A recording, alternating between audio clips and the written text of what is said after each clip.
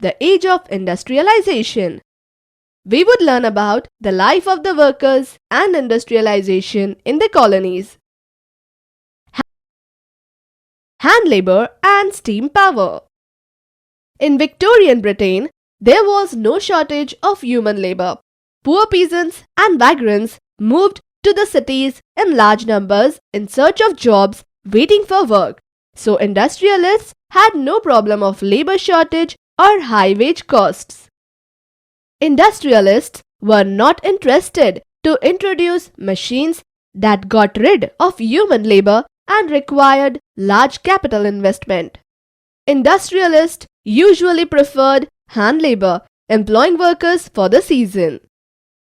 A range of products could be produced only by hand labor.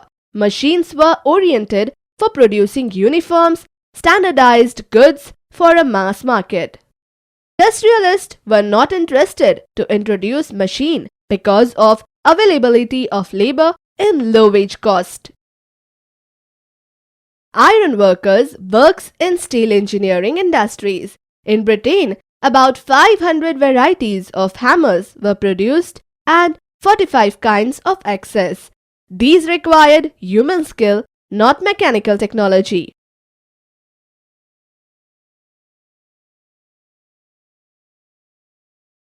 Life of the workers. The abundance of labor in the market affected the lives of workers. As news of possible jobs traveled to the countryside, hundreds tramped to the cities. The actual possibility of getting a job depended on existing networks of friendship and kin relations. Many job seekers had to wait weeks, spending nights under bridges or in night shelters. Seasonality of work in many industries meant prolonged periods without work. After the busy season was over, the poor were on streets again. Wages increased somewhat in the early 19th century. The fear of unemployment made workers hostile to the introduction of new technology. When the spinning jenny was introduced in the woolen industry, women who survived on hand spinning began attacking the new machines. This conflict over the introduction of the jenny continued for a long time. After the 1840s, building activity intensified in the cities, opening up greater opportunities of employment. Industrialization in the colonies.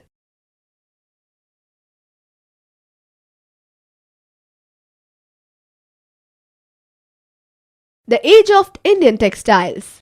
Silk and cotton goods from India dominated the international market in textiles. Major ports like Surat in Gujarat, Mahaulipatam on the Coromandel coast, and Hooghly in Bengal had trade links with Southeast Asian ports. A variety of Indian merchants and bankers were in this network of export trade, financing production, carrying goods, and supplying exporters.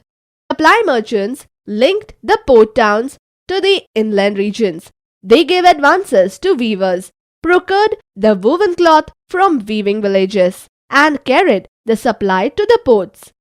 At the port, the big shippers and export merchants had brokers who negotiated the price and bought goods from the supply merchants operating inlands. By the 1750s, this network, controlled by Indian merchants, was breaking down. The European companies gradually gained power, first securing a variety of concessions from local courts, then the monopoly rights to trade. This resulted in a decline of the old ports of Surat and Hooghly, through which local merchants had operated. Exports from these ports fell dramatically. The credit that had financed the earlier trade began drying up, and the local bankers slowly went bankrupt.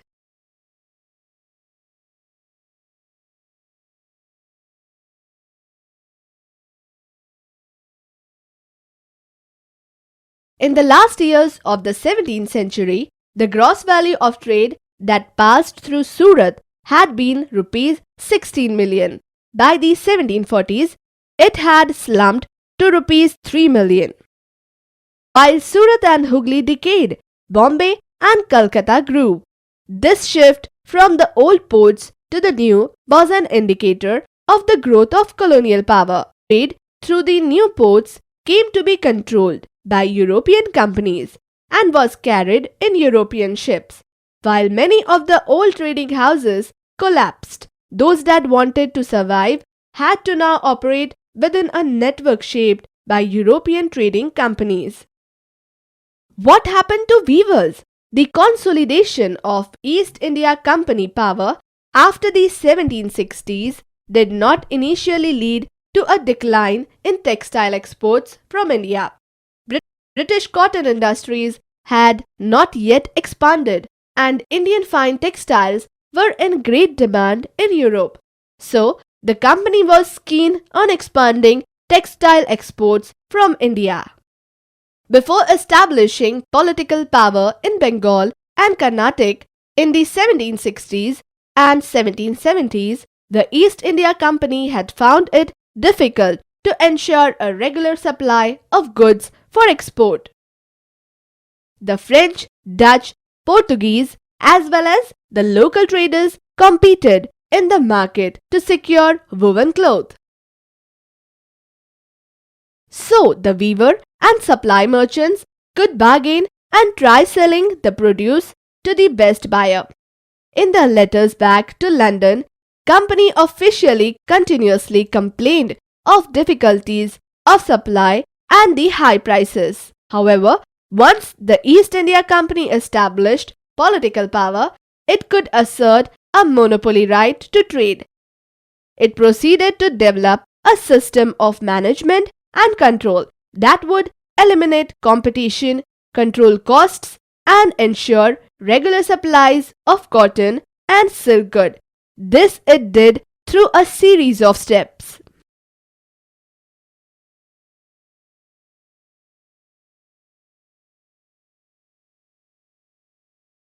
First, the company tried to eliminate the existing traders and brokers connected with the cloth trade and establish a more direct control over the weaver. It appointed a paid servant called the Gomastha to supervise weavers, collect supplies, and examine the quality of cloth. Second, it prevented company weavers from dealing with other buyers. One way of doing this was through system of advances. Once an order was placed, the weavers were given loans to purchase the raw material for their production.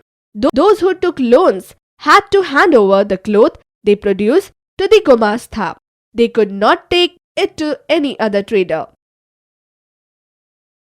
As loans flowed in and the demand for fine textiles expanded, weavers eagerly took the advances, hoping to earn more.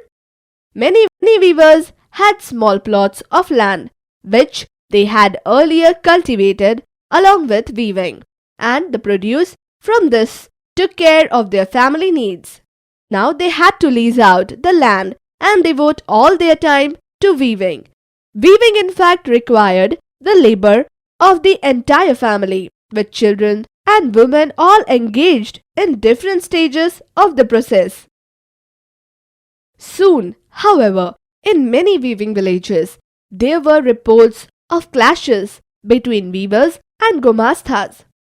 Earlier supply merchants had very often lived within the weaving villages and had a close relationship with the weavers, looking after their needs and helping them in times of crisis.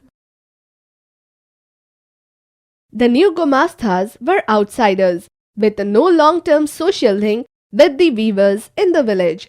They acted arrogantly, marched into villages with sepoys and peons, and punished weavers for delays in supply, often beating and flogging them. The weavers lost the space to bargain for prices and sell to different buyers. The price they received from the company was miserably low, and the loans they had accepted tied them to the company. In many places in Karnataka and Bengal, weavers deserted villages and migrated, setting up looms in other villages where they had some family relation. Elsewhere, weavers along with the village traders revolted, opposing the company and its officials. Over time, many weavers began refusing loans, closing down their workshop and taking to agriculture labor. By the turn of the 19th century, cotton weavers faced a new set of problems.